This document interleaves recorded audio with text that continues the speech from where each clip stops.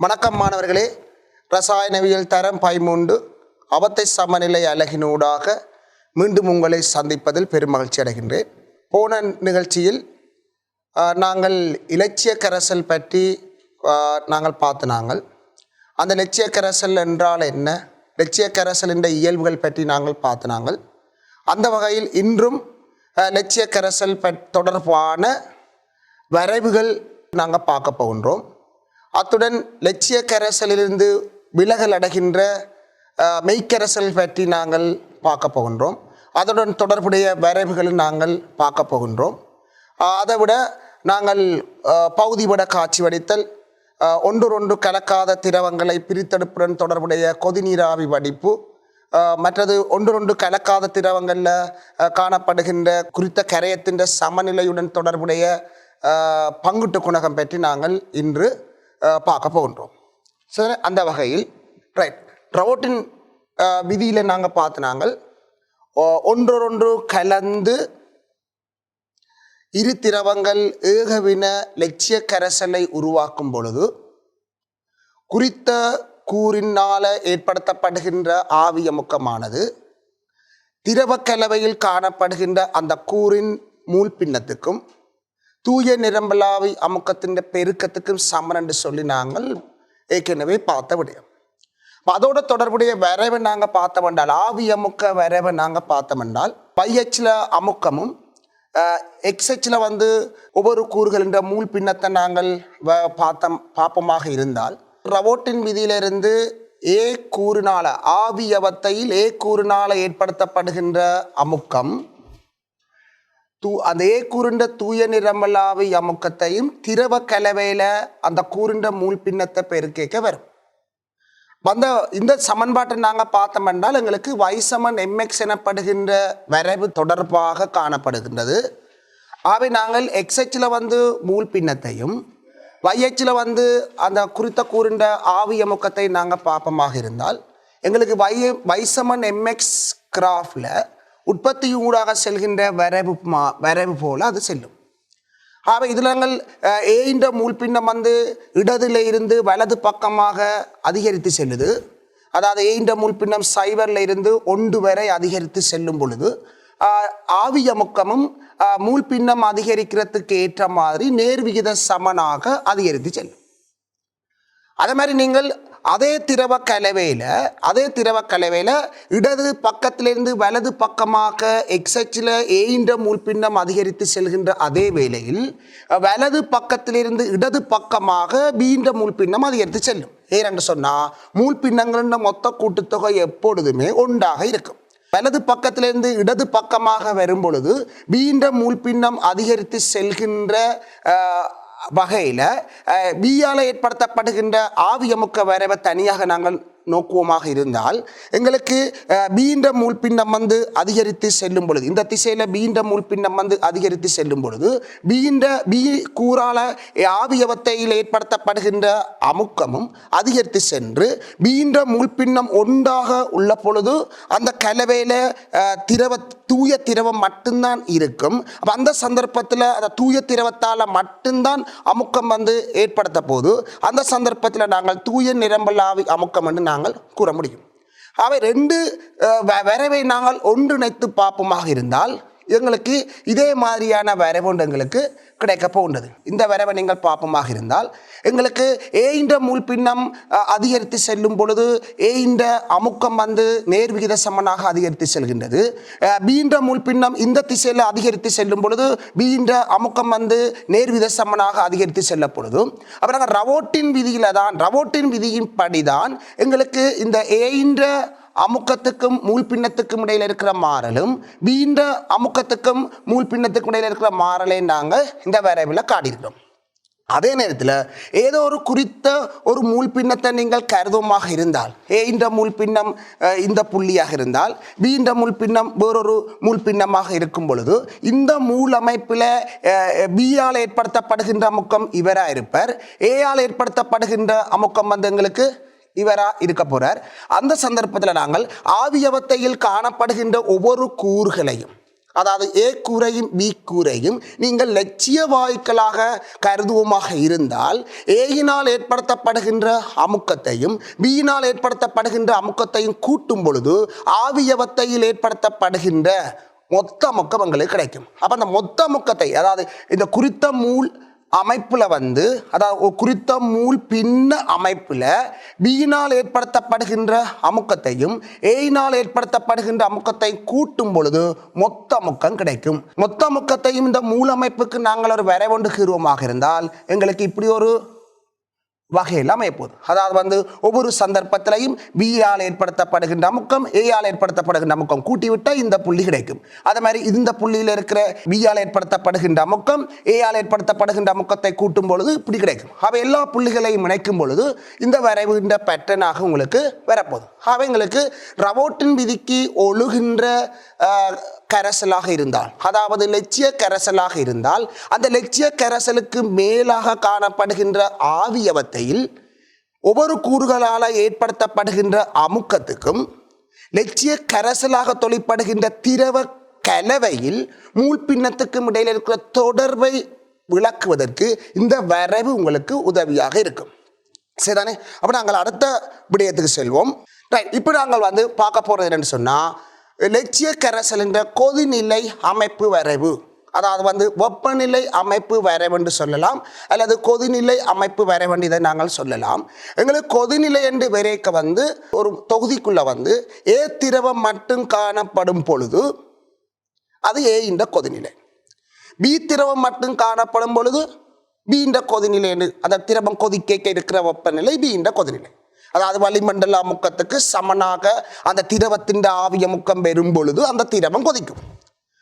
ஆனால் ரெண்டு திரவத்தை ஒன்றாக கலந்து லட்சிய கரைசலை உருவாக்கும் பொழுது இனி நாங்கள் கரைசலின் கொதிநிலை என்று தான் நாங்கள் கதைக்கலாம். ரெண்டையும் கலந்த பிறகு இந்த கொதிநிலை பி இந்த கொதிநிலை என்று நாங்கள் என்ன கதைக்க முடியாது, ஏன்னா ரெண்டும் கலந்து இருக்குது. இப்போ அந்த கரைசலால் ஏற்படுத்தப்படுகின்ற மொத்த அமுக்கமானது வளிமண்டல அமுக்கத்துக்கு சமனாக வரும் பொழுது, அதாவது ஒரு திறந்த தொகுதியில் கொதிக்கும் பொழுது வளிமண்டல அமுக்கத்துக்கு சமனாக வரும் பொழுது அந்த கரைசல் கொதிக்கும். அந்த கரைசல் எந்த வெப்பநிலையில கொதிக்கின்றது, அதாவது கரைசல்ல காணப்படுகின்ற ஏன்ற மூல் பின்னத்துக்கும் பீன்ற மூல் பின்னமும் வெவ்வேறாக அமையும் பொழுது அந்த கரைசலின் கொதிநிலை மாறுபடுகின்றதா, அதை விளக்குகின்ற வரைவுகள்லாம் கொதிநிலை அமைப்பு வரைவுகள் என்று நாங்கள் கருத போகிறோம். வந்த வகையில் நாங்கள் பார்த்தோம்னு சொன்னால் பாருங்க, எங்களுக்கு ஒரு ஆவி கலவைன்ற மொத்த அமுக்கத்துக்குரிய வரைவு முதலாவது படத்தில் காட்டப்பட்டுள்ளது.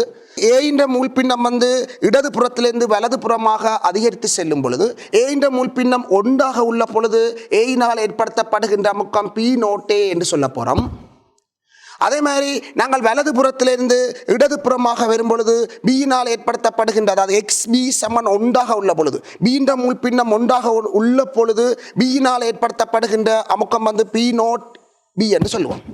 அவை கரைசலின் ஒவ்வொரு மூல் பின்னம், அதாவது ஏன்ற மூல் பின்னம் பீன்ற மூல் பின்னத்தின் கூட்டுத்தொகை ஒன்றாக இருக்க போது, இப்போ ஏன்ற மூல் பின்னம் தசமெட்டாக இருந்தால் பீன்ற மூல் பின்னம் தசன்2 உள்ள பொழுது அந்த தொகுதியில் ஏற்படுத்தப்படுகின்ற மொத்த முக்கம் இவராக இருப்பார். ஆக மொத்த முக்கத்துக்கும் மூலமைப்புக்கும் இந்த வரைவை நாங்கள் பார்த்தோம் என்றால் ஒரு தொகுதிக்குள்ள தூய திரவம் உள்ள பொழுது அந்த தூய திரவத்தால் சமநிலையில் ஏற்படுத்தப்படுகின்ற தூய நிரம்பலாவி அமுக்கம் எந்த திரவத்துக்கு உயர்வாக உள்ளதோ ஏ பி எனப்படுகின்ற இரு திரவத்தை கழுதுவோம்.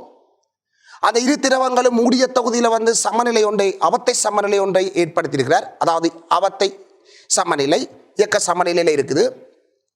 அந்த சமநிலையில எந்த திரவத்துக்கு உயர்ந்த தூய நிரம்பலாவி அமுக்கம் காணப்படுகின்றதோ அந்த திரவத்தின் கொதிநிலை குறைவாக இருக்கும்.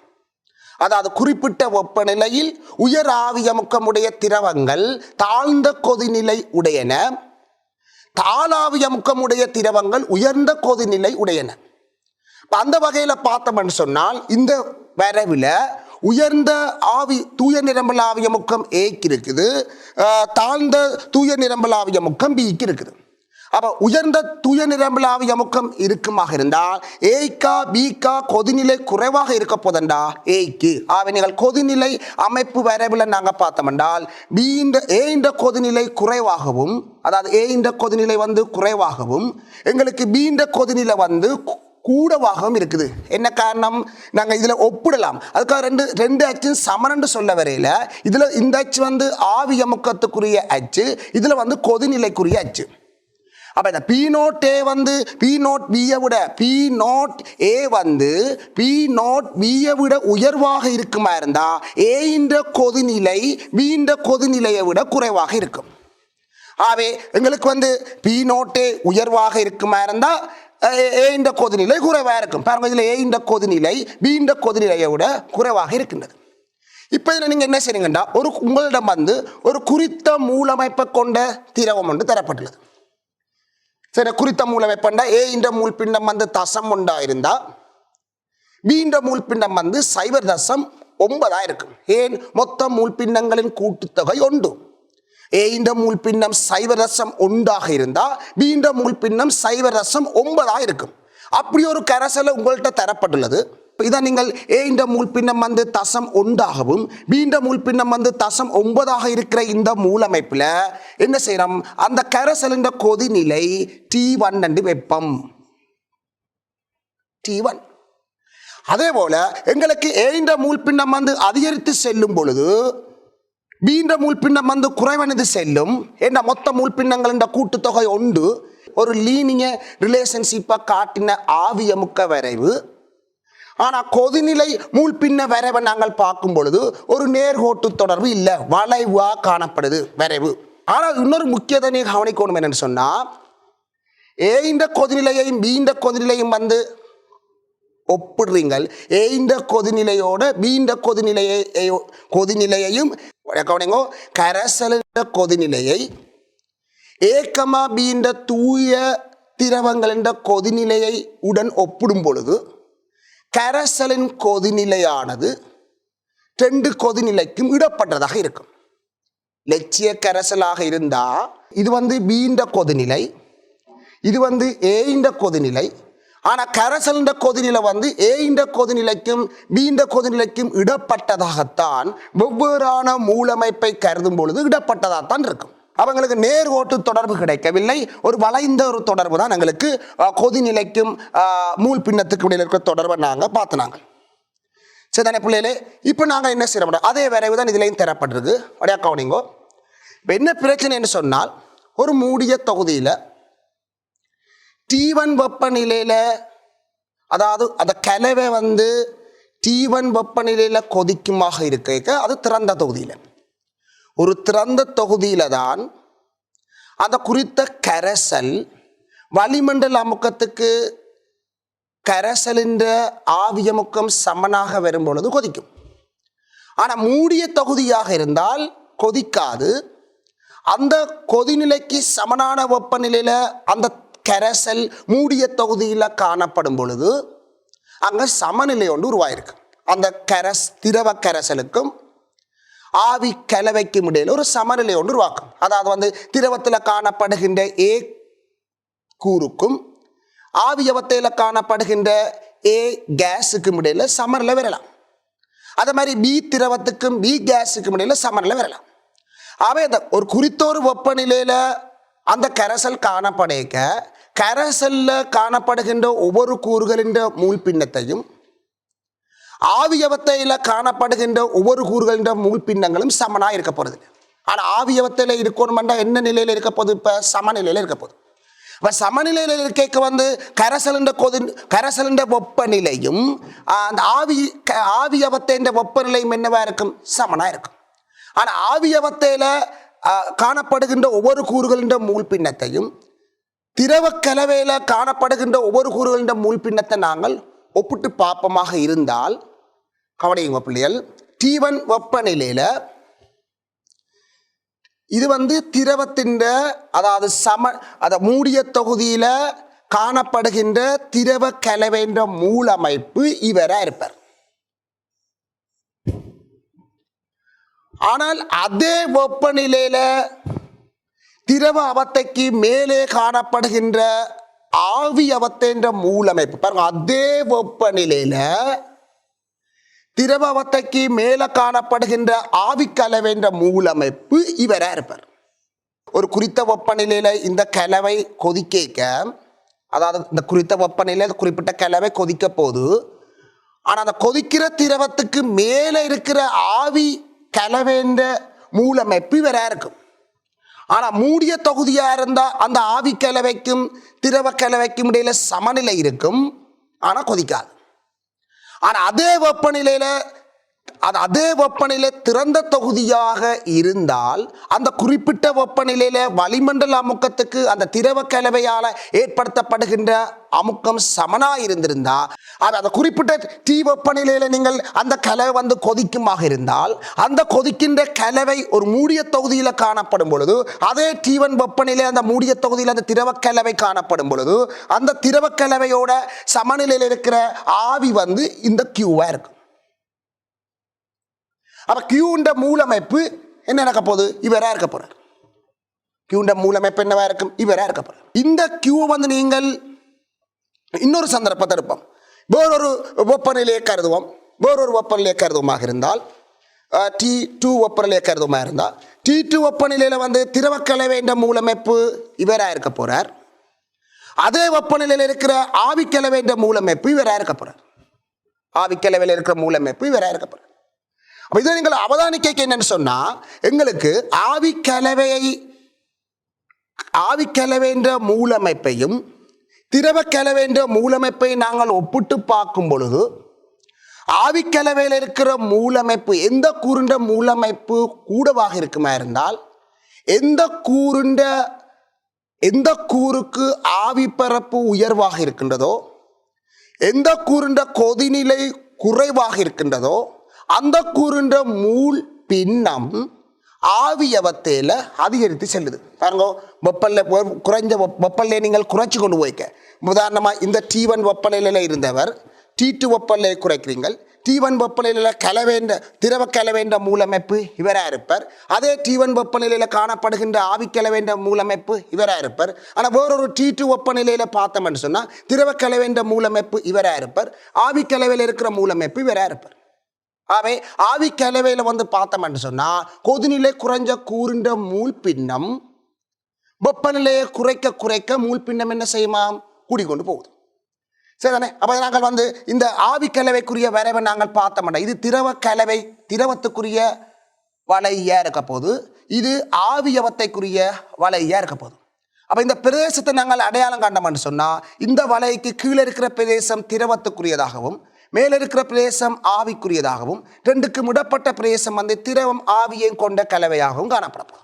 சரியா பிள்ளைகளே? அப்ப இந்த வரை வந்து உங்களுக்கு விளங்கியிருக்குன்னு நினைக்கிறேன். அதாவது வந்து ஒரு குறித்த தொகுதியில திரவ கலவையும் ஆவி கலவையும் காணப்படும் பொழுது, திரவ கலவையில் இருக்கிற மூலமைப்பையும் மூல் பின்னத்தையும் ஒவ்வொரு கூறுகள் என்ற மூல் பின்னத்தையும், ஆவி கலவையில் காணப்படுகின்ற ஒவ்வொரு கூறுகள் என்ற மூல் பின்னத்தை நாங்கள் ஒப்பிட்டு பார்க்க, வெப்பநிலை குறைவடைந்து செல்லும் பொழுது ஆவி கலவையை கருதும் பொழுது கொதிநிலை குறைந்த கூறுன்ற மூல் பின்னம் அதிகரித்து செல்வதை இந்த வரைவில் நாங்கள் அவதானிக்கக்கூடிய மாதிரி இருக்கு.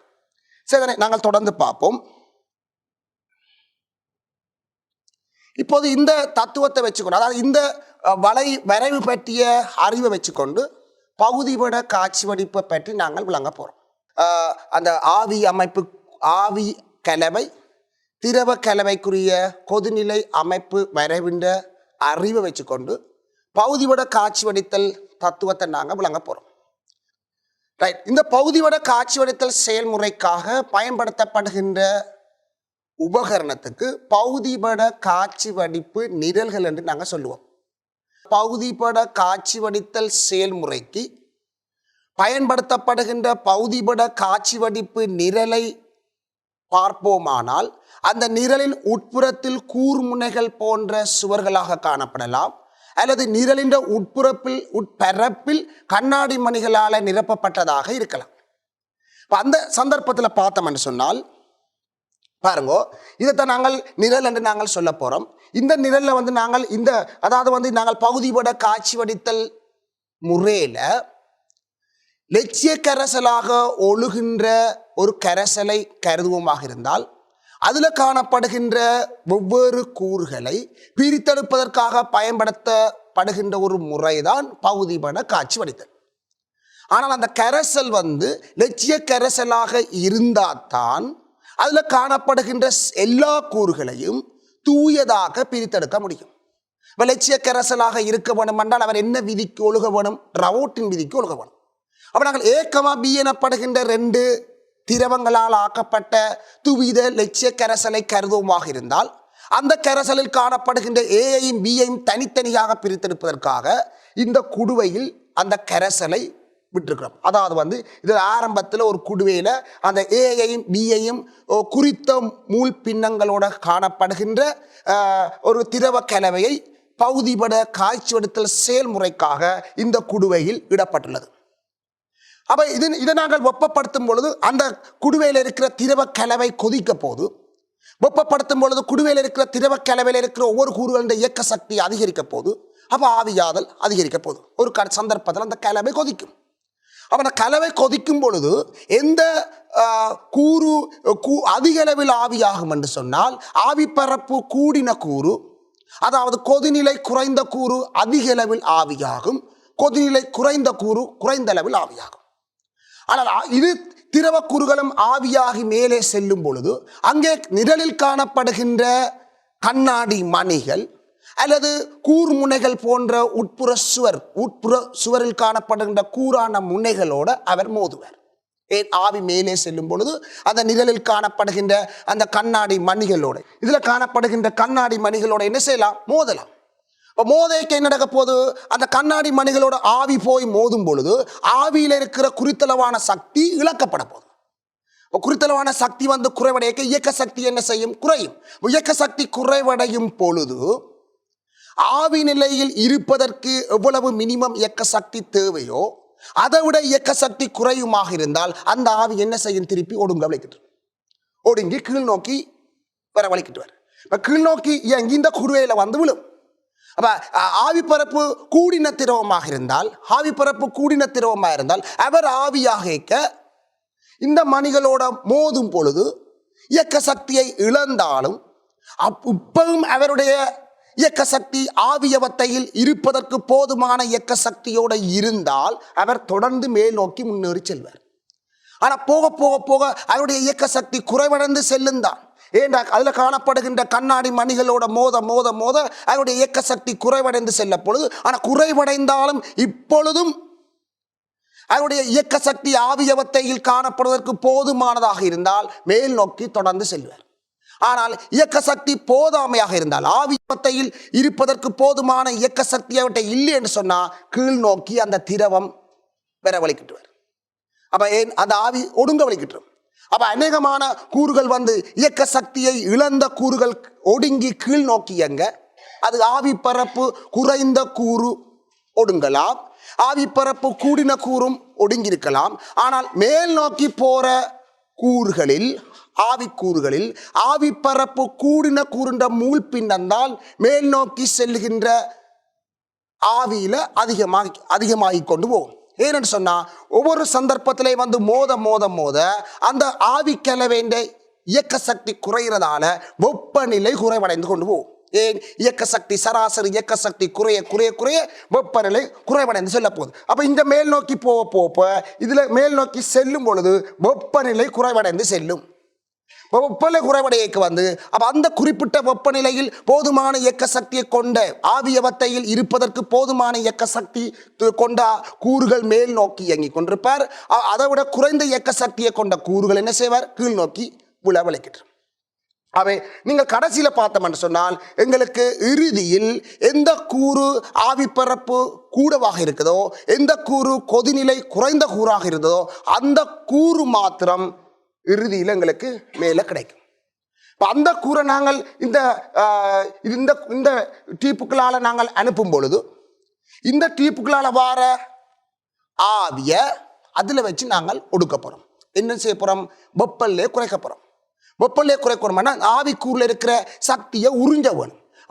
சக்தியை உறிஞ்சோணும் என்று சொன்னால் நாங்கள் என்ன செய்வோம்? இந்த லிபிக்கின் ஒடுக்கி என்று சொல்லி இருக்குது, அதாவது குளிராக்கி அந்த குளிராக்கில் நாங்கள் இந்த உபகரணத்தினூடாக லிபிக்கின் ஒடுக்கி என்று சொல்லப்படுகின்ற உபகரணத்தினூடாக குளிர்ந்த நீரை செலுத்தி கீழிருந்து மேலாக குளிர்ந்த நீரை செலுத்தும் பொழுது இதுக்களால் அந்த நீர் வெளியேறி கொண்டு போகும். அந்த சந்தர்ப்பத்தில் குளிரான நீர் தானே, அப்போ ஆவியவத்தில் இருக்கிற வெப்பத்தை என்ன செய்வார், வெப்ப சக்தியை உறிஞ்சுவார். உறிஞ்சும் பொழுது ஆவியவத்தின் சராசரி இயக்க சக்தி என்ன செய்ய போகுது, குறைய போகுது. அந்த ஆவி மூலக்கூறுன்ற சராசரி இயக்க சக்தி குறைஞ்சிட்டா இப்போ அந்த ஆவி மூலக்கூறு முழுவதும் என்ன செய்ய போகுது, திரவமாக ஒடுங்கிட்டு.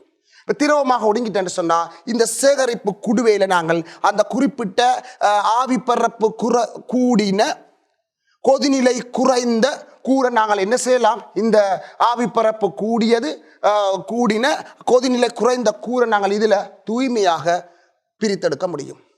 ஆனால் இந்த செயற்பாடு தொடர்ந்து நிகழ்ந்து கொண்டிருக்க ஆவி பரப்பு கூடின கூறு மேல் நோக்கி செல்லும் பொழுது அவருடைய முள்பின்னம் அதிகரித்து செல்லும் பொழுது இப்படி தூய ஏ இது அதாவது ஆவி பரப்பு கூடினது ஏ என்று எடுப்பீங்களா இருந்தால் தூய ஏ இதுக்குள்ள பிரித்தெடுப்பு எடுப்பீங்களா இருந்தால் ஆவி பரப்பு குறைந்த கொதிநிலை கூடின பி இதுக்குள்ள மிஞ்சும்.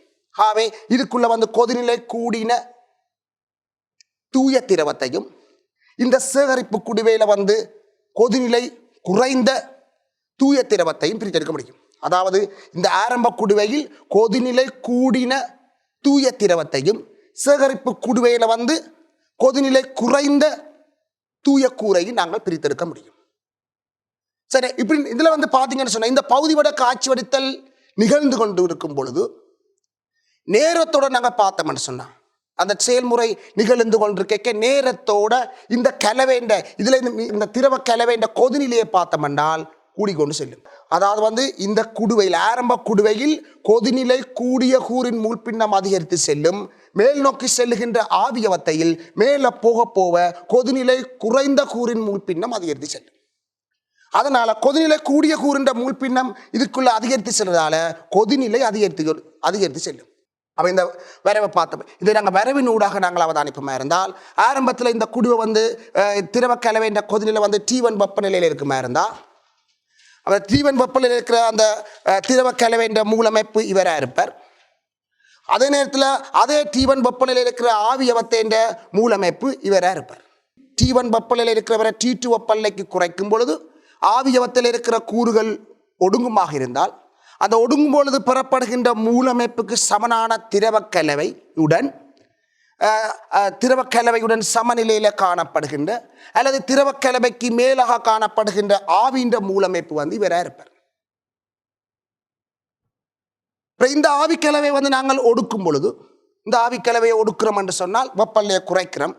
T3 வெப்பநிலைக்கு நாங்கள் குறைப்பமாக இருந்தால் இந்த T3 வெப்பநிலையில் திரவக்கலவைன்ற மூலமைப்பு திரவக்கலவைக்கு மேலாக உள்ள ஆவிக்கலவையை நாங்கள் பார்ப்பமாக இருந்தால் தூய ஏ தான் இருக்கும். இப்போது நாங்கள் என்ன பார்க்க போகிறோம் என்றால் ரபோட்டின் விதியிலிருந்து விலகலை காட்டுகின்ற கரைசல்களை நாங்கள் பார்க்க போகிறோம். அதை நாங்கள் மெய்க்கரைசல் என்று சொல்கிறோம். நாங்கள் ஏ எனப்படுகின்ற திரவத்தையும் பி எனப்படுகின்ற திரவத்தை நாங்கள் ஒன்றாக கலக்கிறோம். அந்த கரைசல் லட்சிய கரைசலாக இருந்தால் எப்படி ஆவிய முக்கம் இருக்கும், அந்த கரைசல் நேர்விலகல் கரைசலாக இருந்தால் எவ்வாறு ஆவிய முக்கம் இருக்கும், எதிர்விலகல் கரைசலாக இருந்தால் எவ்வாறு ஆவிய முக்கம் இருக்குன்னு சொல்லி நாங்கள் பார்க்க போகிறோம். எங்களுக்கு அந்த கரைசல் லட்சிய கரைசலாக இருந்தால் திரவ கலவைக்கு மேலாக காணப்படுகின்ற ஆவியவத்தையில் ஏற்படுத்தப்படுகின்ற அமுக்கத்தை நோக்குவமாக இருந்தால் ஏ கூறால ஏற்படுத்தப்படுகின்ற ஆவிய முக்கம் பீனோட்டே தர எக்ஸேக்கு சமனாக இருக்கும். எக்ஸே என்பது திரவ கலவையில் ஏ என்ற மூல்பின்னம். அதே மாதிரி பியால் ஏற்படுத்தப்படுகின்ற ஆவிய முக்கம் பீனோட் பி தர எக்ஸ் பியா இருக்கும். எக்ஸ் பி என்பது திரவ கலவையில் பி என்ற மூல்பின்னம். ஆனால் நேர்விலகல் கரைசலாக இருந்தால் லட்சிய கரைசலாக இருந்தால் ஏயால் ஏற்படுத்தப்படுகின்ற அமுக்கம் பியால் ஏற்படுத்தப்படுகின்ற அமுக்கம் மொத்த அமுக்கம் நாங்கள் ரவோட்டின் விதியையும் டால்டனின் பகுதியமுக்க விதியையும் பயன்படுத்தி கண்டுட்டோம். அதாவது கல்குலேஷனால கண்டுட்டோம், கணித்தல் முறை மூலம் கண்டுட்டோம். இனி அந்த கரைசல் நேர்விலகல் கரைசலாக இருந்தால் அதான் ரியலா நாங்கள் கையாள போற கரைசல். நேர்விலகல் கரைசலையும் எதிர்விலகல் கரைசலையும் தான் நாங்கள் கையாள போற கரைசல். லட்சிய கரைசல் என்றது ஒரு கொள்கை ரீதியான கரைசல். அந்த குறிப்பிட்ட கரைசல் நேர் விலகல் கரைசலாக இருந்தால் நீங்கள் பரிசோதனை ரீதியாக அளக்கப்படுற மொத்த முக்கம் லட்சிய கரைசலாக இருந்தால் என்ன மொத்த முக்கம் வந்ததோ அதை விட நீங்கள் பரிசோதனை ரீதியாக துணியப்பட்ட அமுக்கம் உயர்வாக இருந்தால் அந்த குறிப்பிட்ட கரைசல் ரவோட்டின் விதியிலிருந்து நேர் விலகலை காட்டுது என்று நாங்கள் கூறலாம். ஆனால் நீங்கள் பரிசோதனை ரீதியாக துணியப்பட்ட அமுக்கம் ரவோட்டின் விதி தால்டன் பௌதிக முக்க விதியிலிருந்து பெறப்பட்ட மொத்த முக்கத்துடன் ஒப்பிட்டு பாப்பமாக இருந்தால் பரிசோதனை ரீதியாக துணியப்பட்ட அமுக்கம் குறைவாக இருந்தால் அது நாங்கள் எதிர்விலகல் கரைசல் என்று நாங்கள் கூறுவோம். பாருங்க, இந்த அட்டவணையில் உங்களுக்கு தெளிவாக காட்டப்பட்டிருக்கு. ஏ ஆல ஏற்படுத்தப்படுகின்ற அமுக்கம் ரவோட்டின் விதி, பி ஆல ஏற்படுத்தப்படுகின்ற அமுக்கம். இப்போ ஏ ஆல ஏற்படுத்தப்படுகின்ற அமுக்கத்தையும் பி ஆல ஏற்படுத்தப்படுகின்ற அமுக்கத்தையும் கூட்டியிருக்கிறோம் தால்டனின் பௌதிக அமுக்க விதியின்படி. ஆனால் இது பரிசோதனை ரீதியாக துணியப்படுற அமுக்கம். எங்களுக்கு ஏஆல ஏற்படுத்தப்படுகிற அமுக்கம் ரவோட்டின் விதியிலிருந்து புறப்பட்ட அமுக்கத்தை விட கூடவாக இருக்குது. பிஆல ஏற்படுத்தப்படுகின்ற அமுக்கம் ரவோட்டின் விதியிலிருந்து துணியப்பட்ட அமுக்கத்தை விட கூடவாக இருக்குது. மொத்த அமுக்கமும் தால்டன் என்ற பௌதிக முக்க விதியிலிருந்து துணியப்பட்ட அமுக்கத்திலும் கூடவாக இருக்குது. ஆகவே உயர்வாக இருக்குது. ஆகவே இது ஒரு நேர் விலகல் கரைசல். பரிசோதனை ரீதியாக துணியப்பட்ட அமுக்கம் ரவோட்டின் விதியிலிருந்து துணியப்பட்ட அமுக்கத்திலும் குறைவாக இருக்குமாக இருந்தால், ரவோட்டின் விதியிலிருந்து பெறப்பட்ட அமுக்கத்திலும் பீண்ட அமுக்கம் குறைவாக இருக்குமா இருந்தால், தால்டன் பௌதிக முக்க விதியில இருந்து துணியப்பட்ட அமுக்கத்திலும் மொத்த அமுக்கம் குறைவாக இருக்குமா இருந்தால் எதிர்விலகல் கரைசல் என்று நாங்கள் சொல்லுவோம். ஆனால் அதுக்கான ஏன் இதை லட்சிய கரைசலாக இருந்தால் எங்களால் எதிர்பார்க்கப்பட்ட அமுக்கத்தை விட நேர்விலகல் கரைசல் அமுக்கம் கூடவாக இருந்திருக்குது. நேர்விலகல் கரைசலாக இருந்த அமுக்கம் உயர்வாக இருந்திருக்குது. எதிர்விலகல் கரைசலாக இருந்த அமுக்கம் குறைவாக இருந்திருக்குது. அதுக்கான காரணம் என்ன? அதுக்கு நாங்கள் இலகுவாக விளங்கப்படுத்த முடியும் மூலக்கூட்டிடை கவர்ச்சி விசை அடிப்படையில். லட்சிய கரைசலாக இருந்தால் தூய திரவங்கள் 2 பேரை கலந்து லட்சிய கரைசலை உருவாக்குவீங்களாக இருந்தால் அந்த 2 திரவங்களும் ஏறத்தாழ ஒத்த திரவங்களாக இருத்தல் வேண்டும். ஏறத்தாழ ஒத்த திரவம் என்றா என்ன கருத்துன்னு சொன்னா, ஏ திரவத்தையும் பி திரவத்தை நீங்கள் கருதுவமாக இருந்தா ஏ திரவத்தில் காணப்படுகின்ற மூலக்கூட்டிடை கவர்ச்சி விசையும் பி திரவத்தில் காணப்படுகின்ற மூலக்கூட்டிடை கவர்ச்சி விசையும் சமனாக இருக்கிறதோட 2 பேரையும் கலந்த வார ஏக்கும் பிக்கும் இடைப்பட்ட மூலக்கூட்டிடை கவர்ச்சி விசையும் சமனாக இருத்தல் வேண்டும். அப்படி இருந்தால் தான் நாங்கள் ரவோட்டின் விதியை அந்த கரைசல்ல பயன்படுத்தலாம். அப்படி இருந்தால் தான் அதில் காணப்படுகின்ற குறித்த திரவ கலவையில் காணப்படுகின்ற குறித்த கூறின்ற மூல் பின்னத்திற்கு ஆவியவத்தையில் ஏற்படுத்தப்படுகின்ற குறித்த கூறால் ஏற்படுத்தப்படுகின்ற அமுக்கம் நேர்வித சமனாக இருக்கும். ஆனால் நீங்கள் இந்த நேர்விலகல் கரைசலை நாங்கள் கருதுவமாக இருந்தால் லட்சிய கரைசலாக இருந்தால் ஏற்படுத்தப்பட்ட அமுக்கத்தை விட நேர்விலகல் கரைசல் அமுக்கம் என்னவா இருக்கு? உயர்வா இருக்கு.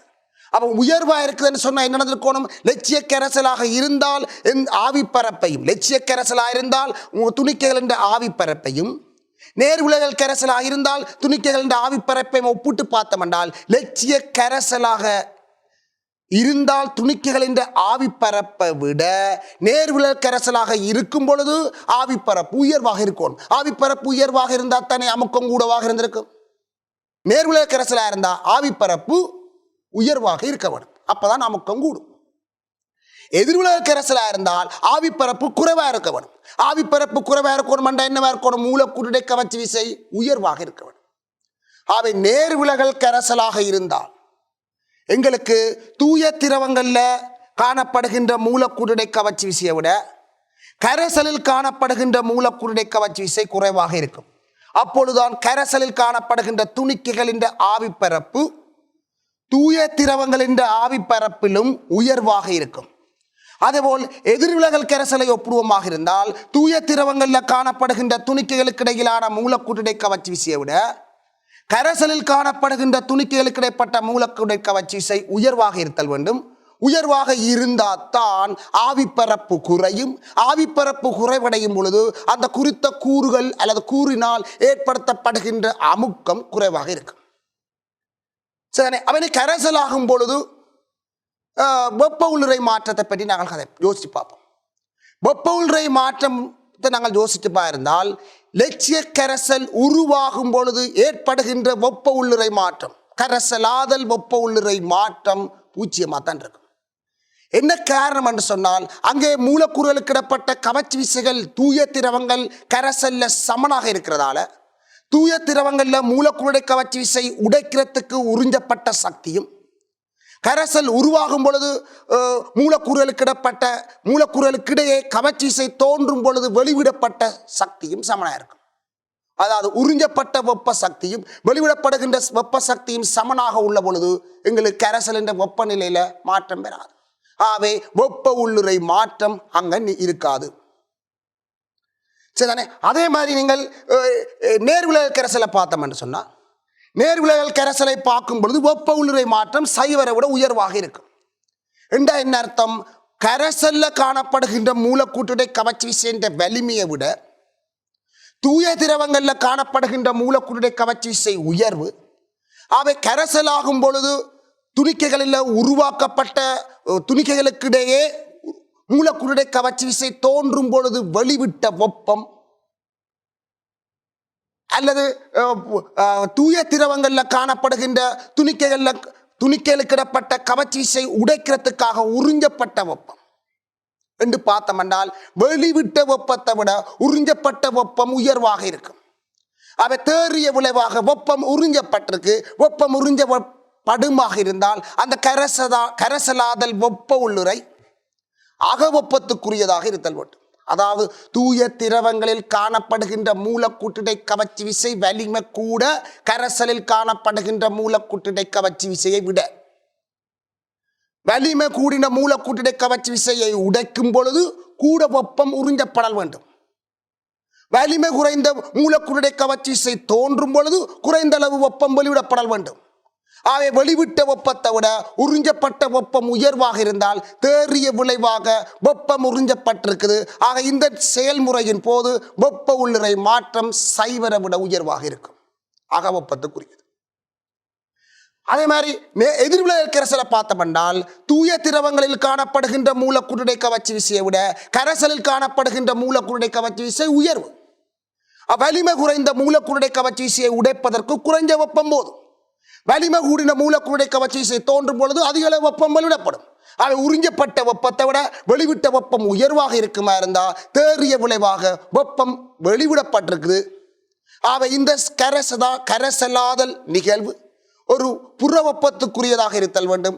ஆகவே சைவரை விட எங்களுக்கு வெப்ப உள்ளுறை மாற்றம் குறைவாக இருக்கும். சரி, இப்போ வெப்ப உள்ளுறை மாற்றத்தை பற்றி உங்களுக்கு தெளிவாக விளங்கியிருக்குன்னு நினைக்கிறேன். அடுத்ததாக கனவளவு மாற்றத்தை பற்றி பார்ப்போம். கனளவு மாற்றம் என்று பார்த்தோம் என்றால், முக்கியமாக மூலக்கூறுடைய கவர்ச்சி விசையும் கனளவு மாற்றத்தில் தங்கியிருக்கு. மூலக்கூறுகளின் பருமன் வடிவத்திலையும் கனளவு மாற்றம் தங்கியிருக்கு. அப்போ மூலக்கூறுடைய கவர்ச்சி விசை சமனாகவும் மூலக்கூறுகளின் பருமன் அல்லது வடிவம் ஒரே மாதிரி இருக்குமா இருந்தால் கனவளவு மாற்றம் பூஜ்ஜியமாக தான் இருக்கும். லட்சிய கரைசலை உருவாக்கும் பொழுது ஏறத்தாழ ஒரே மாதிரியான தூய திரவங்களை கலந்துதான் லட்சிய கரைசலை உருவாக்க முடியும். ஏறத்தாழ லட்சிய கரைசலாக ஒழுகின்ற கரைசலை நாங்கள் உருவாக்க முடியும். அவ்வாறு காணப்படும் பொழுது மூலக்கூற்றுடை கவர்ச்சி விசை மூலக்கூற்று பருமன் ஏறத்தாழ சமனாக இருக்கும். அந்த நிகழ்வில் கரைசலாதல் நிகழும் பொழுது கனளவு மாற்றம் இருக்காது.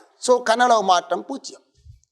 ஆகவே எங்களுக்கு கனளவு மாற்றம் நேர்விலகல் கரைசலாக இருந்தால் பூஜ்ஜியமாக இருக்காது.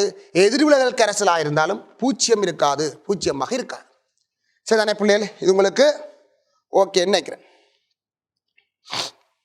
இப்போது நாங்கள் சொல்லப்பட்ட விடயத்தை ஒரு வரவின் ஊடாக பார்ப்போம்.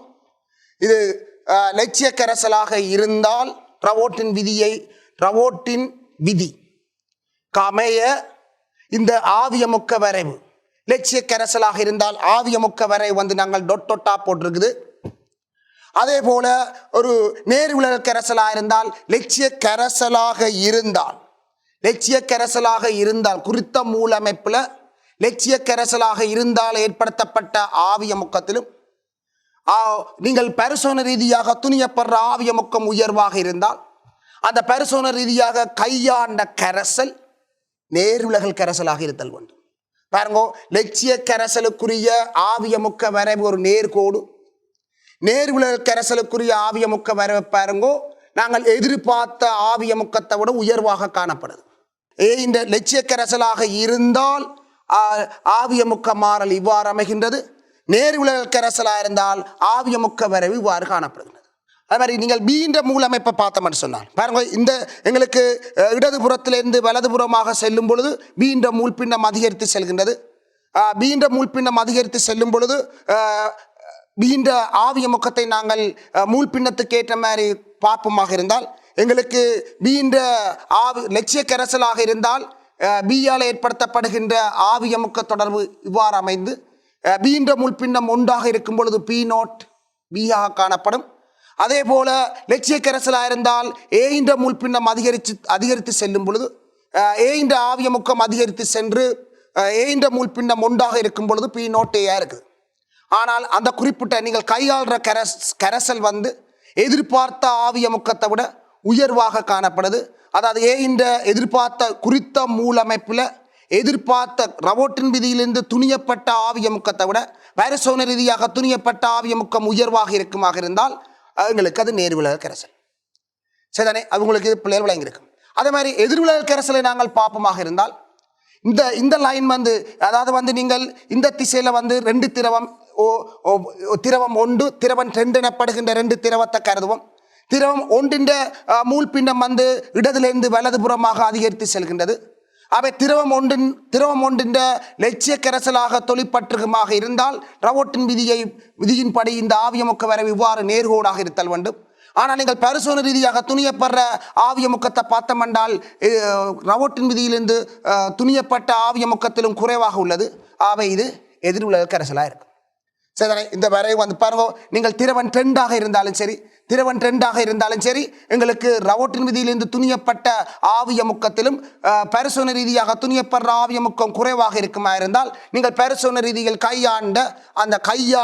கையாண்ட கரைசல் எதிர்விலகல் கரைசலாக இருக்கணும். அவை இந்த வரைவு வந்து உங்களுக்கு தெளிவாக விளங்கியிருக்கும் நினைக்கிறேன். தொடர்ந்து நாங்கள் செல்வோம். ரைட், இப்போது நாங்கள் இந்த கொதிநிலை வரைவை நாங்கள் ஒரு ஒப்பிட்டு பார்ப்போம். எங்களுக்கு எதிர்விலகல் கரைசல் நேர்விலகல் கரைசலுக்கு நாங்கள் ஏற்கனவே பார்த்து நாங்கள் ஆவியமுக்கம் உயர்வடையுமாக இருந்தால் கொதிநிலை குறையும். நேர்விலகல் கரைசலாக இருந்தால் ரவோட்டின் விதியிலிருந்து துணியப்பட்ட ஆவியமுக்கத்திலும் நேர்விலகல் கரைசலுக்கு அமுக்கம் உயர்வாக இருக்கும். அவர் ரவோட்டின் விதிக்கு ஒழுகின்ற கரைசலின்ற கொதிநிலையோட நேர்விலகல் கரைசல் என்ற கொதிநிலையை ஒப்பிட்டம் என்று சொன்னால் குறைவாக இருக்கும். ஏன்? ஆவியமுக்கம் அதிகரிக்கும் பொழுது கொதிநிலை குறைவடையும். ஆவியமுக்கம் உயர்வாக உள்ள கரைசல் அல்லது திரவங்கள் என்ற கொதிநிலை தாழ்வாக இருக்கும். அந்த வகையில் பார்த்தோம் என்று சொன்னால் லட்சிய கரைசலாக இருந்தால் எங்களுக்கு கொதிநிலைக்கும் மூழ்பின்னத்துக்கு உள்ள வரைவை பாருங்கோ இவ்வாறு அமைகின்றது. பாருங்கோ, ஏன்ற கொதிநிலைக்கும் பீண்ட கொதிநிலைக்கும் விடப்பட்டதாகத்தான் எந்த மூலமைப்பிலும் லட்சிய கரைசல் என்ற கொதிநிலை அமையப் போகின்றது.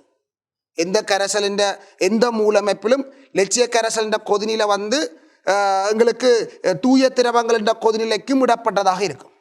ஆனால் நேர்விலகல் கரைசலாக இருந்தால் நேர்விலகல் கரைசலாக உள்ள பொழுது அது நேர்விலகல், அதாவது லட்சிய கரைசல் என்று அதிக அளவில் விலகலை காட்டுமாக இருந்தால் பாருங்க, நீங்கள் வந்து மூலமைப்பு மாற்றத்துக்கு ஏற்ற மாதிரி கரைசல் என்ற கொதிநிலை வந்து குறைவடைந்து செல்கின்றது.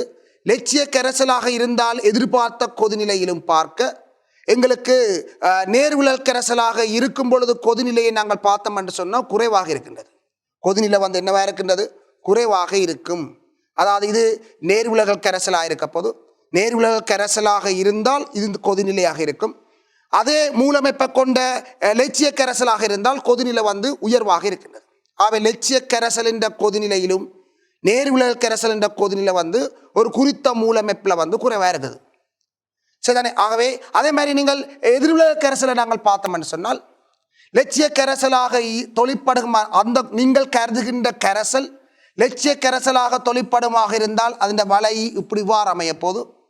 ஆனால் நீங்கள் கையாளுகின்ற கரைசல் எதிர்விலகல் கரைசலாக இருந்தால் எங்களுக்கு எதிர்விலகல் கரைசலாக இருக்கும் பொழுது லட்சிய கரைசலாக ஆவியவத்தையில் ஏற்படுத்தப்பட்ட அமுக்கத்தை விட எதிர்விலகல் கரைசலில் அமுக்கம் குறைவடையும் பொழுது கொதிநிலை அதிகரிக்கும். அதனால தான் கொதிநிலை வந்து எங்களுக்கு என்ன அதிகரித்த மாதிரியான போக்கில் காணப்படுது. ஆனால் இதில் ஒரு முக்கியமான ஒரு விடயம் என்னென்னு சொன்னால் ஒரு குறித்த மூலமைப்பில் வந்து லட்சிய கரைசலிருந்து அதிகூடிய அளவுக்கு விலகலை காட்டுகின்ற எதிர்விலகல் கரைசலாக இருந்தால் குறித்த மூலமைப்பை கொண்ட கலவைன்ற கொதிநிலை வந்து ஏனைய மூலமைப்பை கொண்ட கலவைன்ற கொதிநிலையிலும் அதிகமாக இருக்கலாம்.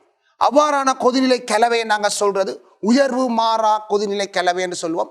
அது வந்து நாங்கள் லட்சிய கரைசல்ல இருந்து அதிக அளவில் விலகலை காட்டக்கூடிய எதிர்விலகல் கரைசல்ல வந்து உயர்வு மாறா கொதிநிலை கலவை ஒன்று பெறப்படும். அதாவது வெவ்வேறு மூலமைப்பில் வந்து ஒரு குறித்த மூலமைப்பை கொண்ட கலவை உயர்வு மாறா கொதிநிலை கலவை என்று சொல்லியும், அதே போல அதிக அளவில் லட்சிய கரைசலிருந்து விலகலை காட்டக்கூடிய நேர்விலகல் கரைசல்ல வந்து இழிவு மாறா கொதிநிலை கலவை ஒன்று நாங்கள் அவதானிக்க முடியும். அதாவது வந்து வெவ்வேறு மூலமைப்பை கொண்ட கலவையில் ஒரு குறித்த மூலமைப்பில் வந்து ஏனைய மூலமைப்பின் கலவைன்ற கொதிநிலையிலும் குறைந்த கொதிநிலையை காட்டக்கூடிய ஒரு அமைப்பு ஒன்று வரலாம். அந்த அமைப்பு நாங்கள் இழிவு மாறா கொதிநிலை கலவை என்று சொல்வதுண்டு. சரி, நாங்கள் தொடர்ந்து செல்வோம். ரைட், இனி நாங்கள் ஒரு புதிய விடயத்துக்கு போக போகிறோம். கலக்கும் தகவற்ற திரவ தொகுதிகளை பற்றி கதைக்க போகிறோம். அந்த திரவ தொகுதிகளில் வந்து கொதிநீராவி வடிவு பற்றியும் நாங்கள் கதைக்க போகிறோம். இப்போ நீங்கள் ஒன்றோரொன்று கலக்காத இரு திரவங்களை நாங்கள் கருதுவோம். ஒரு முகவையில் நீங்கள் நீர் எண்ணெயை ஒரு முகவையில் நாங்கள் விடுவோம். அந்த சந்தர்ப்பத்தில் நீரை விட எண்ணெயின் அடர்த்தி குறைவாக இருக்கும் பொழுது எண்ணெய் முகவையின் மேற்புறமாக மிதக்க நீர் கீழ்ப்புறமாக காணப்படும்.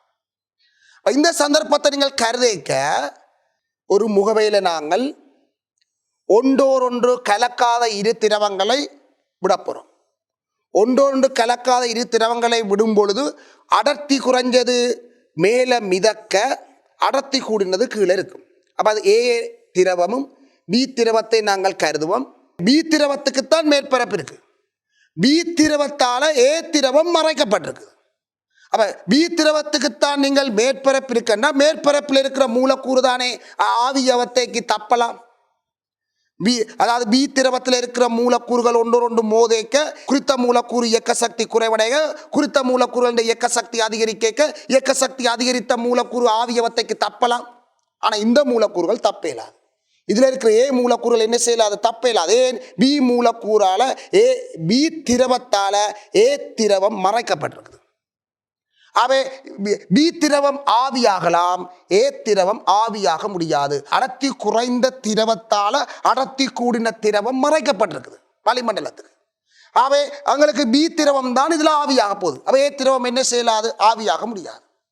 இப்ப இந்த தொகுதியை, இந்த நிலையான தொகுதியை நன்கு குலுக்குவோம். நன்கு குலுக்க என்ன நடக்கும் என்று சொன்னால் ஏ திரவம் பி திரவம் எல்லாம் துளிகளாக மாற்றமடையும். சின்ன சின்ன துளிகளாக. இது ஏ திரவத்தால் ஆக்கப்பட்ட துளி, பி திரவத்தால் ஆக்கப்பட்ட துளி என்று சின்ன சின்ன துளிகளாக மாற்றப்படையும். நன்றாக குலுக்கும் பொழுது ஏ திரவம் பி திரவம் எல்லாம் சின்ன சின்ன துளிகளாக மாற்றம் அடைந்து அந்த துளிகள் எல்லாம் வந்து எல்லா இடமும் பரவிடுவர். எல்லா இடமும் என்ன செய்ய போது? பரவப்போது. எங்களுக்கு இந்த திரவத்தை நாங்கள், அதாவது ஏ திரவத்தை பி திரவத்தை நன்றாக குலுக்குவமாக இருந்தால் எங்களுக்கு எல்லா இடமும் ஏ திரவத்தால் ஆக்கப்பட்ட துளிகளும் பி திரவத்தால் ஆக்கப்பட்ட துளிகளும் எல்லா இடமும் பரவி இருக்க போகுது. எல்லா இடமும் ஏ திரவத்தால் ஆக்கப்பட்ட துளிகளும் பி திரவத்தால் ஆக்கப்பட்ட துளிகளும் கலவை முழுவதும் பரவி இருக்க போகுது. ஆனால் ஏ திரவ துளிக்குள்ளதான் ஏ திரவ துணிக்கைக்கும் ஏ திரவ துணிக்கைக்கும் இடையில கவர்ச்சி விசை இருக்கு. பி திரவ துளிக்குள்ளதான் பி திரவ துணிக்கைக்கும் பி திரவ துணிக்கைக்கும் இடையில கவர்ச்சி விசை இருக்கு. ஆனா இந்த துளியில இருக்கிற ஏ துணிக்கைக்கும் இந்த துளியில காணப்படுகின்ற பி துணிக்கைக்கும் இடையில கவர்ச்சி விசை வராது. ஒன்றோரொன்று கலக்காத இரு திரவங்கள். ஆகவே ரெண்டு துளிக்கும் இடையில எந்த தொடரும் இல்லை. அந்த சந்தர்ப்பத்தில் ஒரு ஏ திரவம் தூயதாக ஒரு முகவேல காணப்படைக்க எவ்வாறு ஆவியானதோ அதே போக்குல தான் இங்கேயும் ஆவியாக போகுது. ஏண்டா ஏ திரவத்துக்கும் பி திரவத்துக்கும் இடையில எந்த தொடரும் இல்லை. அதே மாதிரி ஒரு முகவேல பி திரவம் மட்டும் காணப்படும் பொழுது பி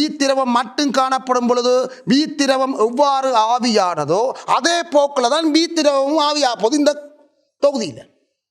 அவை இது ஒரு மூடிய தொகுதியாக இருக்குமா இருந்தா ஏ ஆவியாதல பியோ பி ஆவியாதல ஏயோ பாதிப்படைய செய்யாது. அவை தூய ஏ எவ்வாறு ஆவியானதோ அதே போக்குல தான் இந்த கலவையிலையும் ஆவியாக போகுது. அவை தூய ஒரு முகவையில் தூய ஏயை விட்டுட்டு ஒரு மூடிய தொகுதியில் ஏ திரவத்துக்கும் ஏ வாயுக்கும் இடையில சமநிலை ஏற்படுத்த போய்க்க நாங்கள் பி நோட் என்று சொன்ன மாதிரி பி திரவத்தை தூயதாக ஒரு மூடிய தொகுதியில் வைத்து சமநிலையில் ஏற்படுத்தப்படுகின்ற அமுக்கம் பி நோட் பி என்று சொன்ன மாதிரி இங்கேயும் நாங்கள் இந்த சந்தர்ப்பத்திலையும் ஏயால் ஏற்படுத்தப்படுகின்ற அமுக்கம் பி நோட் என்றும் பியால் ஏற்படுத்தப்படுகின்ற அமுக்கம் பி நோட் பி என்று சொல்ல முடியும். ஏண்டா தூய திரவத்தில் எவ்வாறு ஏ ஆவியானதோ அதே போலதான் இங்கேயும் ஆவியாக போகுது. ஆனால் எங்களுக்கு இந்த திரவத்தில் பார்த்தீங்கன்னு சொன்னால் ஏயால் ஏற்படுத்தப்படுகின்ற அமுக்கத்தையும் பியால் ஏற்படுத்தப்படுகின்ற அமுக்கத்தையும் பார்க்க கலவையில் ஏயால் பியால் ஏற்படுத்தப்படுகின்ற மொத்த அமுக்கம் இங்கே வரப்போகுது. அவை ஏ திரவம் தூயதாக ஒரு முகவையில் தனியாக உள்ள பொழுது சமநிலை ஆவிய முக்கத்தையும் மூடிய தொகுதியாக இருக்க வேணும். அது மாதிரி மூடிய தொகுதியில் பின்ற சமநிலை ஆவிய முக்கத்தின் ஆவிய முக்கங்களோட இந்த கலவைன்ற மொத்த முக்கத்தை ஒப்பிட்டு பார்ப்போமா இருந்தா கலவைன்ற மொத்த முக்கம் இவரு கூடவா இருக்கு. அப்ப கலவைன்ற மொத்த முக்கம் இவரு கூடவாக இருக்குது என்று சொன்னால் ஏ திரவம் பி திரவம் ரெண்டு பேரும் சேர்ந்து ஆவியானதால கலவைன்ற மொத்த முக்கம் அதிகமாக இருக்கிறதால இந்த கலவை வளிமண்டல அமுக்கத்துக்கு இலகுவாக அடைய முடியும். என்ன அர்த்தம் என்று சொன்னா இவருடைய அமுக்கத்தை விட இந்த அமுக்கம் உயர்வாக உள்ள பொழுது உயர்ந்த ஆவிய முக்கமாக இருந்தால் கொதிநிலை குறையும். அந்த தத்துவத்துக்கு அமைய இங்க ஏ திரவம் பி திரவம் தூயதாக உள்ள பொழுது அவைகளுடைய கொதிநிலையை இந்த கலவையின் கொதிநிலையை ஒப்பிட்டு பார்க்கும் பொழுது கலவையின் கொதிநிலை குறைவாக இருக்கும். பாருங்க, இதுல சொல்லப்பட்டிரு பாருங்க, கலக்கும் தகவட்ட இரு திரவங்கள் மூடிய கொள்கலத்தில் நிலையான நிபந்தனைகள் அமையும் பொழுது இரு திரவ மூலக்கூறுகளுக்கு இடையில் எந்த விதமான இடைத்தாங்கங்களும் காணப்படாது. அவை இரு படைகளாக பிரிந்து அடர்த்தி கூடியது கீழேயும் அடர்த்தி குறைந்தது மேலாகவும் காணப்படும். அது அடர்த்தி குறைந்தது மிதக்கும். இப்போ கலவையானது நன்கு கலக்கி நிலைத்த நிலையானது குழப்பப்படுகின்ற போது இரு திரவங்களும் துளிகளாக உடைக்கப்பட்டு அந்த துளிகள் கலவை முழுவதும் பரவி காணப்படும் பொழுது ஏ திரவத்தின் துளிகளும் பி திரவத்தின் துளிகளும் எங்களுக்கு கலவை என்ற மேற்பரப்பில் காணப்பட போகுது. சரி, அவங்களுக்கு இது தெளிவாக விளங்கியிருக்கும். இப்போது துளிகளாக உடைக்கப்பட்ட போது ஏ திரவமும் ஆவியாகும், பி திரவம் ஆவியாகும். ஆனால் எங்களுக்கு நிலையான அவத்தையாக காணப்படும் பொழுது ஆரம்பத்தில் நிலையான நிபந்தனையில் காணப்படும் பொழுது அடர்த்தி குறைந்தது மேலாகவும் அடர்த்தி குறைஞ்சதும் கீழாகவும் காணப்படும் பொழுது அடர்த்தி குறைஞ்சது மாத்திரம்தான் ஆவியானது. ஆனால் இப்போது துளிகளாக உடைக்கப்பட்ட பிறகு இரு திரவங்களும் ஆவியாகும். சரிதானே? அவங்களுக்கு நாங்கள் சொல்லப்பட்ட விஷயம் உங்களுக்கு விளங்கியிருக்கும். அதாவது தூய திரவங்கள் என்ற கொதிநிலையை விட ரெண்டு பேரும் கலந்திருக்கும் பொழுது ரெண்டு பேரும் நல்லா கலந்து துளி துளிகளாக காணப்படும் பொழுது கலவையின் கொதிநிலையானது தூய திரவங்களின் கொதிநிலையிலும் குறைவாக இருக்கும். ஆக இந்த தத்துவத்தை பயன்படுத்தி நாங்கள் வெப்பத்துக்கு உணர்திறன் உள்ள பல்வேறு சேர்வைகளை பிரித்தெடுப்பதற்கு நாங்கள் இந்த தத்துவத்தை பயன்படுத்த போறோம். அப்போ உங்களுக்கு தெரியும், ஒரு தேங்காய் பாலில் தேங்காய் எண்ணெயும் இருக்குது, நீரும் இருக்குது. ஆனால் எங்களுக்கு பார்க்கும் பொழுது அந்த தேங்காய் பாலை தேங்காயிலிருந்து பெறப்பட்ட பால் ஒரு ஏகவின கலவை மாதிரி இருக்கும். ஆனால் அவ்வாறு இல்லை. அந்த தேங்காய் பாலில் எண்ணெயும் இருக்குது, நீரும் இருக்குது. ஆனால் அந்த எண்ணெய் துளிகளை சூழ நீர் அதிகமாக காணப்படுது. ஏன்னா எண்ணெய் துளி கரையமாகவும் நீர் கரைப்பானாகவும் காணப்படுது. அப்போ நீர் தானே கூடவா இருக்க போகுது. எங்களுக்கு என்ன நீருக்குள்ளே இருக்கிற எண்ணெய் எங்களுக்கு தெரியாது. ஏன்னா அந்த எண்ணெய் துளிகள் எல்லாம் நீரால சிறைப்பிடிக்கப்பட்டிருக்கு. அப்போ எங்களுக்கு தெரியாது, சிறிய சிறிய துளிகளாக காணப்படும். அதே போலதான் எங்களுக்கு சில இலைச்சாறுகளில் எண்ணெயும் நீரும் காணப்படைக்க நீர் கரைப்பாடாகவும் எண்ணெய் கரையமாகவும் காணப்படைக்க எங்களுக்கு நீர் எது எண்ணெய் எதுன்னு எங்களுக்கு தெரியாது. அந்த சந்தர்ப்பத்தில் அந்த இலைச்சாறில் காணப்படுகின்ற மிக குறைந்த அளவில் காணப்படுகின்ற எண்ணெயை நாங்கள் பிரித்தெடுக்கணும் என்றால் ஒரு நுட்பம் தேவை. அதுதான் கொதிநீராவி வடிப்பு. அப்போ எண்ணெய் துளிகளாக காணப்படுகின்ற அந்த திரவ கலவைக்க நீரும் அந்த திரவ கலவையில் காணப்படும் பொழுது நாங்கள் அந்த திரவ கலவையை ஆவியாக்க போகிறோம். அப்போ நீரும் ஆவியாகும், எண்ணெயும் ஆவியாகும். ரெண்டு பேரையும் ஆவியாக்கி போட்டு ஒடுக்கினமாக இருந்தால் நீர் துணிக்கையோட சேரும்.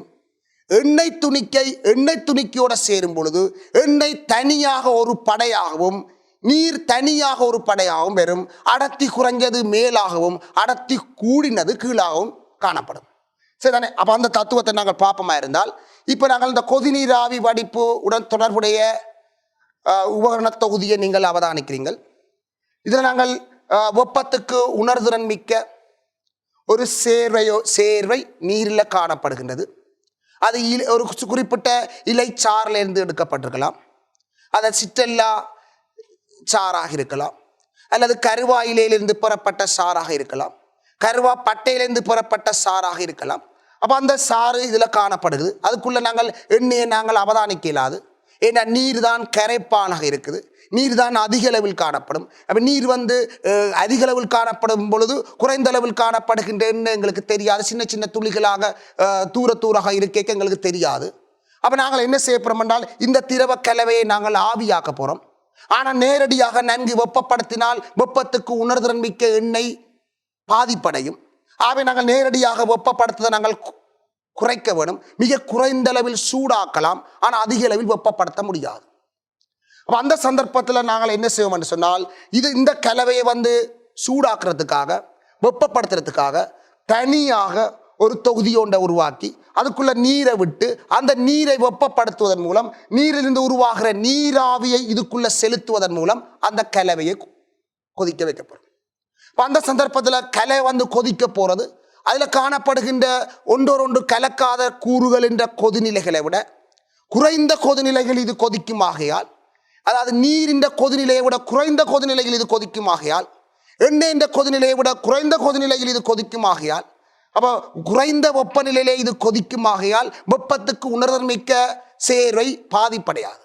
அப்ப ஏயும், அதாவது ஏ எனப்படுகின்ற எண்ணெயும் அதோட சேர்ந்திருக்கிற நீரும் ஆவியாக போது, ஆவியாயின் உடனே என்ன செய்யும் என்று சொன்னால், இதனூடாக வெளியேறும் பொழுது எங்களுக்கு இந்த இடத்துல வச்சு நாங்கள் ஒடுக்கி, அதாவது குளிராக்கி எனப்படுகின்ற அமைப்பினூடாக குளிர்விக்க போறோம். அதாவது லிபிக்கின் ஒடுக்கி மூலம் குளிர்விக்க போறோம். இதுக்குள்ள நாங்கள் குளிர்ந்த நீரை செலுத்த போறோம். அப்ப என்ன செய்ய வேண்டாம், ஆவியில் இருக்கிற வெப்பத்தை இந்த குளிர்ந்த நீர் உறிஞ்சும் பொழுது அந்த ஆவியின் வெப்பநிலை குறைவடையும், ஆவி துணிக்கின்ற சராசரி இயக்க சக்தி குறைவடையும்.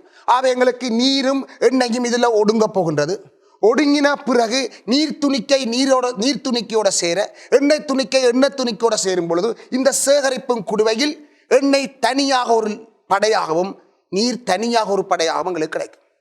அப்ப தனித்தனி படையாக இருக்கின்ற இரு படைகளை நாங்கள் வேறாக்கி எடுப்பதற்கு பிரிவுணல் பயன்மிக்கதாக இருக்கும். சரிதானே? அவங்களுக்கு கொதிநீராவி வடிப்பு உங்களுக்கு விளங்கியிருக்கும்.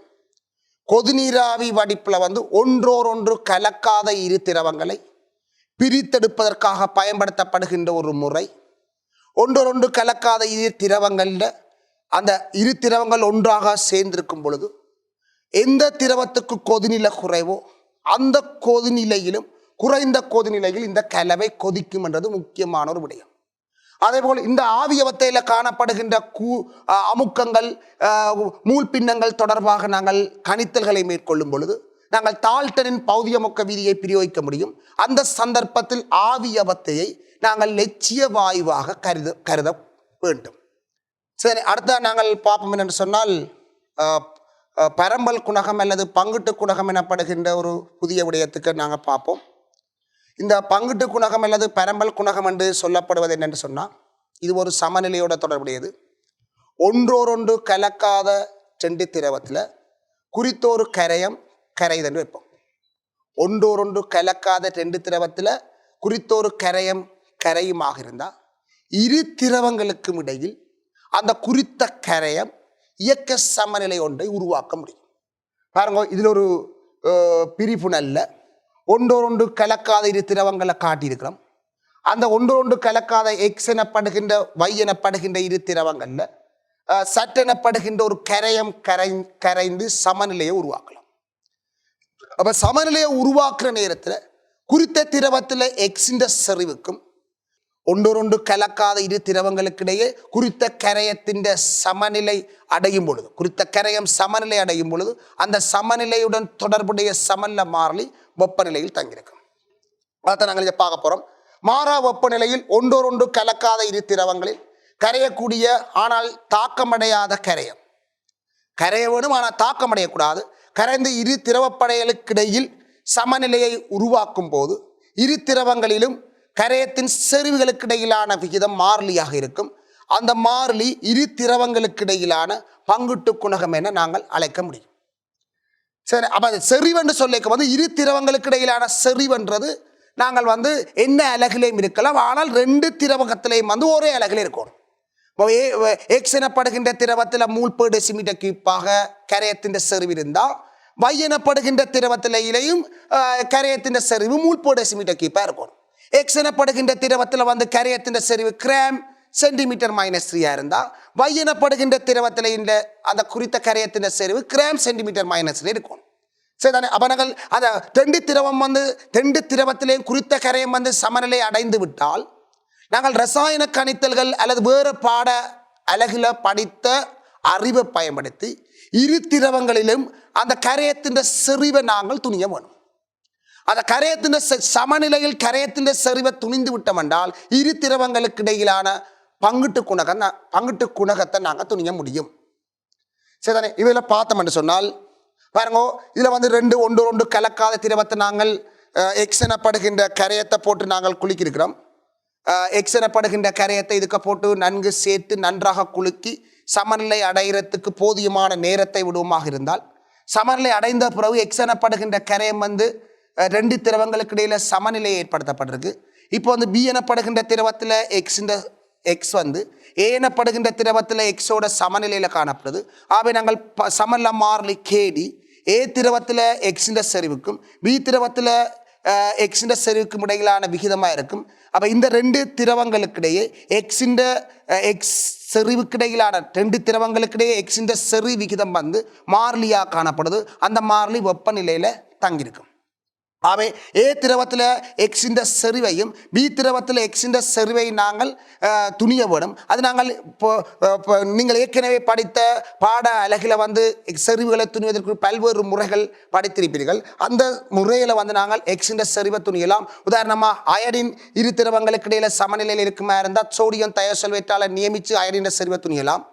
அமோனியா இரு திரவங்களுக்கு இடையில சமநிலை ஏற்படுத்துமா இருந்தால் HCl நியமித்து பொருத்தமான காட்டி முன்னிலையில் HCl நியமித்து அமோனியாண்ட செறிவை துணியலாம் இரு திரவங்கள்லையும்.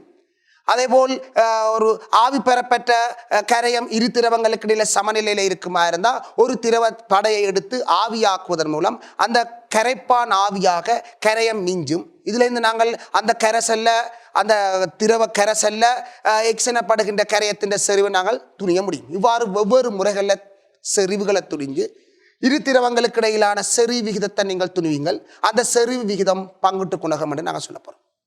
சரிதானே பிள்ளைகளே? அப்போ நாங்கள் இதில் வந்து ஏக்கும் பிக்கும் இடையிலான எக்ஸின் பங்குட்டு குணகம் என்று நாங்கள் கூற முடியும். அதே நேரத்தில் வந்து இந்த பங்குட்டு குணகத்தின் பிரயோகத்தை நாங்கள் பயன்படுத்தணும் என்ற முக்கியமான நிபந்தனை எதுன்னு கேட்டால் மாறா வெப்பநிலையில் கலக்கும் தகவட்டை இரு திரவங்களுக்கிடையே கரையம் இயக்க சமநிலை ஒன்றை உருவாக்கி இருக்க வேணும். இரு கரைப்பான்களிலும் கரையத்தின் மூலக்கூறு ஒரே மாதிரி இருக்க வேணும். ஒரு குறித்த கரைப்பானில் வந்து X2 என்று ஒரு மூலக்கூறு இருந்தால் மற்ற கரைப்பானில் வந்து X3 என்று இருக்க இயலாது. X2 என்று இருந்தால் மற்ற கரைப்பான்லையும் X2 என்று தான் இருக்கணும். அதாவது மூலக்கூறு ரெண்டு கரைப்பான்லையும் ஒரே மாதிரி இருக்க வேணும். சரி, இருபகுதியமாக ரெண்டு கரைப்பாலையும் ஒரு பகுதியமாக இருந்தால் ஒரு பகுதியமாக இருக்கணும். இருபகுதியமாக இருந்தால் இருபகுதியமாக இருக்கணும். ஒன்றில் வந்து ஒரு பகுதியமாகவும் மற்ற கரைப்பாலில் இருபகுதியமாகவும் இருக்க முடியாது. அடுத்தது சமநிலையானது அடைந்த பின்னர் கரையத்தின் செறிவுகள் அளவிடக்கூடியதாக மதிப்பிடக்கூடியதாக இருத்தல் வேண்டும். இரு கரைப்பான்களிலும் கரையத்தின் செறிவுகள் குறைவாக இருத்தல் வேண்டும். அதாவது இரண்டு கரைப்பாலையும் வந்து கரையத்தின் செறிவு குறைவாக இருத்தல் வேண்டும். இந்த குறைவாக இருக்கும் பொழுதுதான் செறிவு விகிதம் மாறிலியாக இருக்கும்.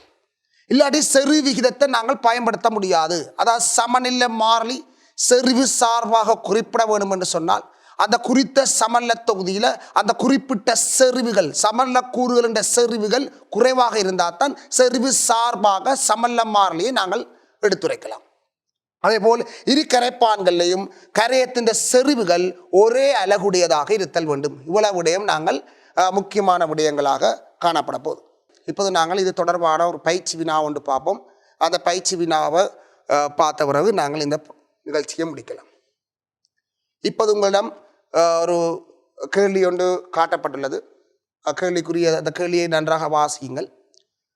உருவில் காட்டப்பட்டுள்ள உபகரணத்தில் 400 கெல்வின் வெப்பநிலையில் ஏனப்படுகின்ற திரவம் இடப்பட்டு திரவத்தின் சமநிலை ஆவியமுக்கம் ரச நிரலின் உயரத்தை அளவிடுவதன் மூலம் அளவிடப்பட்டது.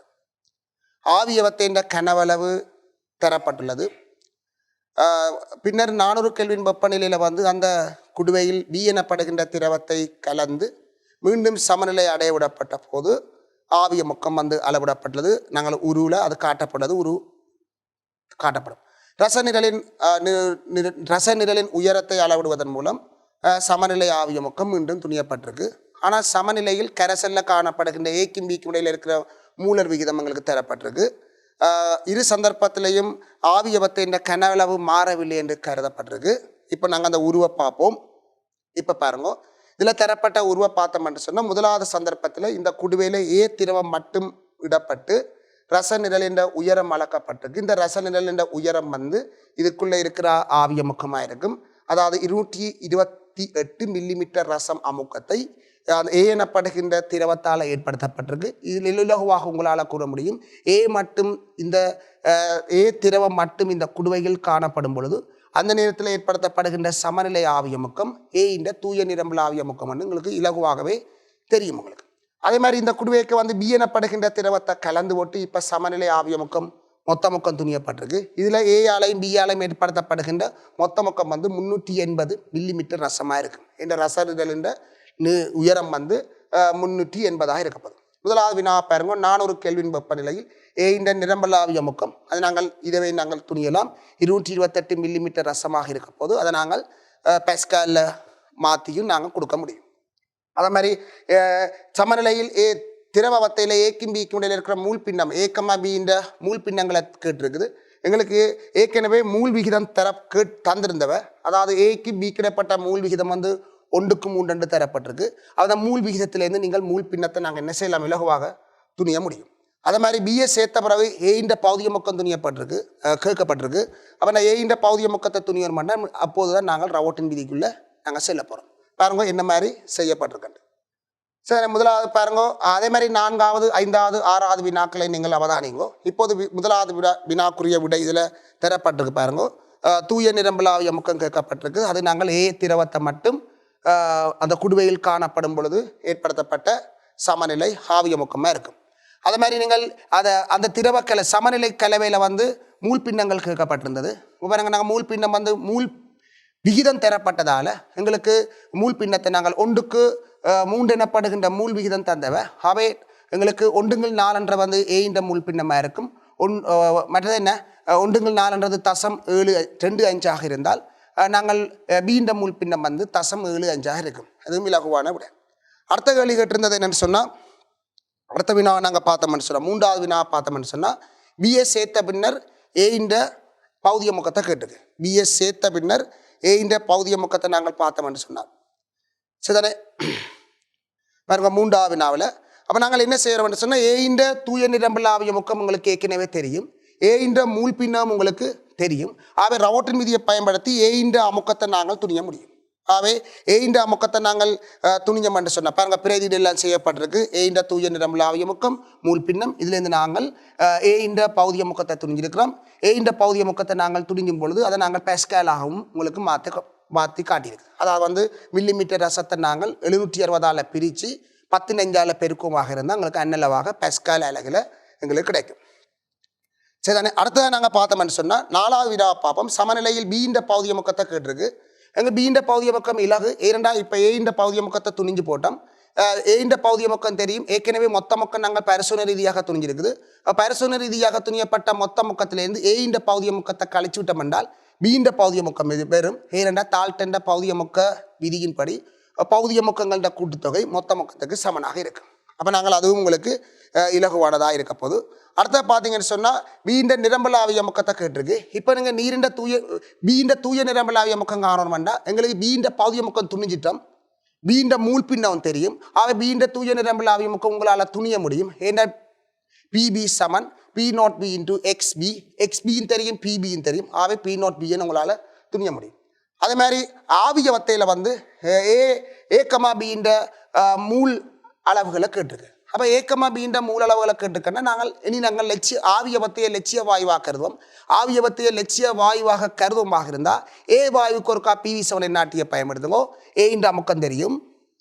ஏ வாயுவால் ஏற்படுத்தப்படுகின்ற கனவளவு ஏற்கனவே தரப்பட்டுள்ளது. அதே மாதிரி ஆர் பெருமானம் தெரியும். டி தரப்படுது. இந்த வெப்பநிலையில் சமநிலை எல்லாம் தரப்பட்டிருக்கு. ஆகவே ஏயால் ஏற்படுத்தப்படுகின்ற மூலுக்கு ஏ வாயுக்கு PV7 நாட்டியை பயன்படுத்துங்கோ. பீன்ற மூல எண்ணிக்கை காணணும்னா பி வாயுக்கு நாங்கள் PV7 நாட்டியை நாங்கள் பயன்படுத்த முடியும். ஆகவே இன்றைய நிகழ்ச்சியில் மாணவர்கள் அனைவரும் தெளிவாக இதை அவதானித்து நன்றாக அவதானித்து பயன் பெற்றிருப்பீர்கள். மீண்டும் இன்னொரு நிகழ்ச்சியில் சந்திக்கும் வரை விடைபெறுகின்றேன்.